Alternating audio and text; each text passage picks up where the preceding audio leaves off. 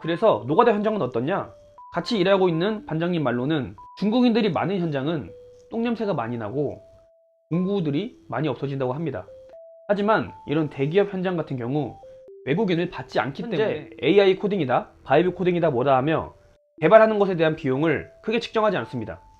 그 이유는 그들이 기술이 좋아져서가 아니라 AI로 코딩하면 되지 않아? 바이브 코딩하면 바로 만들 수 있지 않아? 라는 인식으로 전문 개발자의 기술력을 과소평가하며 그들의 단가를 후려치기 시작한 거죠. 현재 개발자들이 힘든가? 라고 물어본다면 그건 또 아닙니다. 현재 기업에서는 개발자들을 활발히 채용하고 있습니다.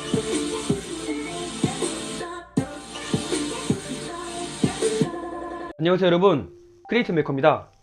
제가 약 2주 전부터 노가다 업무를 시작했는데요, 전기 쪽에서 일을 하기로 했습니다. 제가 이렇게 개발자임에도 불구하고 현장에서 노가다 업무를 하게 된 이유는 간단합니다. 돈이 되기 때문입니다. 대부분 사람들은 노가다 업무에 대한 인식이 별로 좋지 않은데요, 그 이유가 뭐냐면 일하는 환경이 좋지 않아서입니다. 자, 그럼 제가 현재 일을 하고 있는 현장은 어떨까요? 제가 현재 일을 하고 있는 현장은 대기업 현장으로 SK에서 주관하는 공사 현장인데요, 얘기를 듣기로는 30년 정도 공사가 진행 예정이라고 합니다. 약 30년 동안 대한민국에 노가다 시장이 열려 있다는 겁니다. 현재 이 노가다 업무에 대한 실태가 어떤가 제가 봤는데요, 2주 정도 일을 해보니 깨달은 것이 있습니다. 현재 대한민국의 대기업이 주관하는 이런 공사 현장은 선진국 수준으로 보수도 좋고 안전하고 워라밸도 챙길 수가 있습니다.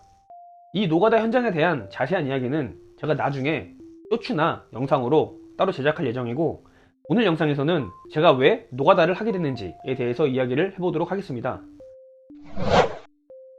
자, 첫 번째, 아까 얘기했다시피 현재 노가다 시장은 돈이 정말 많이 됩니다.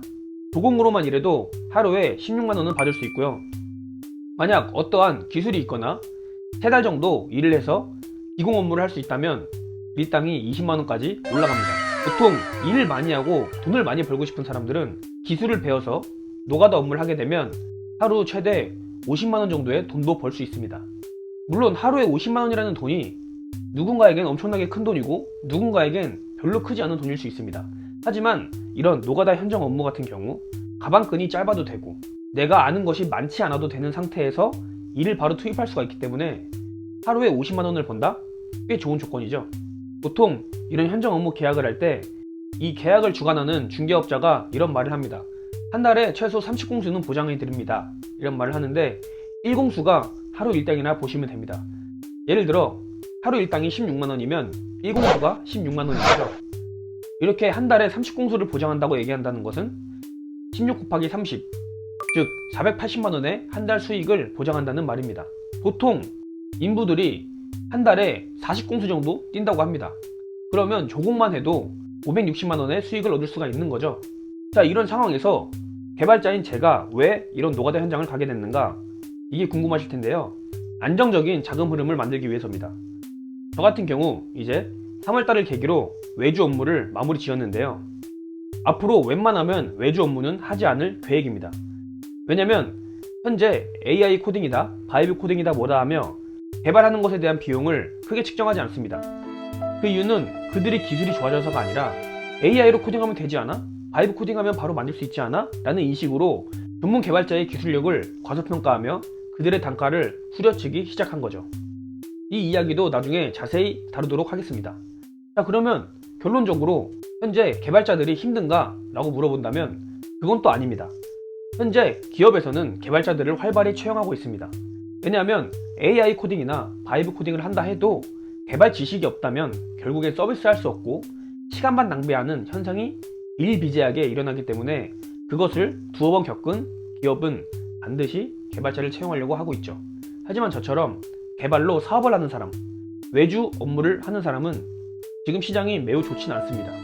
10만원, 20만원 받고 홈페이지를 만들어주는 그런 일을 하는 사람들은 어느 정도 밥벌이가 되겠지만, 저희 업체처럼 MVP 프로그램을 제작하고 계획부터 런칭까지 책임지고 프로그램을 만들어주는 이런 업종의 경우 매출이 많이 감소했습니다.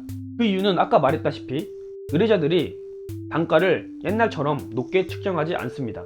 당연히 저희 입장에서는 단가가 낮은 MVP 작업은 하지 않습니다. 그럴 바에야 저희가 만들죠. 이런 식으로 개발의 역량에 대한 능력이 과소평가됨에 따라 정작 매출을 발생시킬 수 있는 중요한 MVP 개발을 하는 개발자들의 수요가 줄어들고 MVP 개발을 결국 완성시키는 그런 기업은 점점 소수에 가까워집니다. 그렇게 됨에 따라 많은 돈을 투자해서 완벽한 디지털 시스템을 제작한 업체들은 매우 빠르게 승승장구할 것이며, 적은 돈을 투자해서 결국 완성하지 못하거나 아니면 아예 디지털 시장에 진입하지 못한 업체들은 점점 도태될 것입니다. 자, 그래서 현재 저희 크리에이트 메이커는 망했는가 안 망했는가가 궁금하실 텐데요. 반은 망했고 반은 잘 되고 있습니다. 아까 말씀드렸다시피 3월달 이후로 외주 업무를 모두 중단했습니다. 3월달까지는 단가를 낮춰가며 수많은 요청에 응해서 돈을 벌었지만, 저도 실력이 있고 평판이 있고 브랜드가 있는데 계속해서 이런 식으로 외주 작업을 진행하면 결국엔 브랜드 가치가 훼손되고 피폐해질 것 같아서 더 이상 외주 작업을 하지 않기로 했습니다. 하지만 저희가 운영하고 있는 플랫폼 두 개는 잘 운영이 되고 있으나 IT 플랫폼 같은 경우 원래 몇 년 동안 수익이 적자가 많습니다. 현재 나고 있는 플랫폼 수익으로 제가 이전에 외주 업무를 활발히 하면서 썼던 그런 고정 지출을 메꾸지 못하기 때문에 그만한 돈을 벌면서 플랫폼 운영까지 할 수 있는 일이 뭐가 있을까라는 와중에 이렇게 노가다 현장 업무를 찾게 된 것입니다.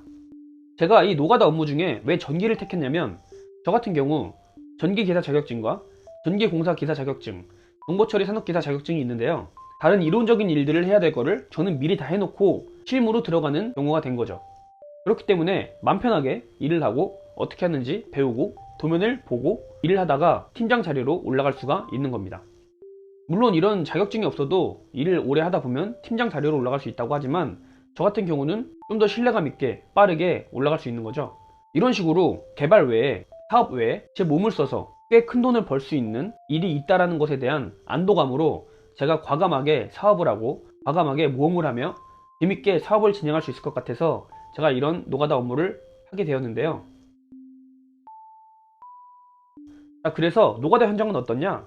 같이 일하고 있는 반장님 말로는 중국인들이 많은 현장은 똥냄새가 많이 나고 공구들이 많이 없어진다고 합니다. 하지만 이런 대기업 현장 같은 경우 외국인을 받지 않기 때문에 비교적 꽤 높은 시민인식의 사람들과 일을 하고 물건이 없어질 리가 거의 없고 냄새도 안 나고 화장실도 좋습니다.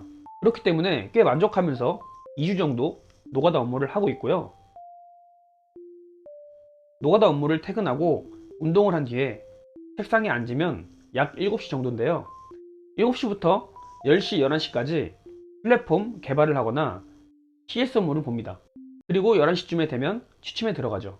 그 다음 새벽 4시에 일어나서 씻고 출근 준비를 합니다. 이게 현재 제 루틴이며, 이런 식으로 약 2달, 3달 정도 진행을 해볼 생각입니다. 앞으로 크리에이트 메이커의 노가다 현장 관련 영상과 플랫폼 운영 관련 영상, 또한 플랫폼 확장에 대한 관련 영상, 교육 관련된 영상을 꾸준히 올릴 예정이니 궁금하신 분들이 있다면 시청하셔서 도움이 될 만한 내용을 가져가시길 바랍니다.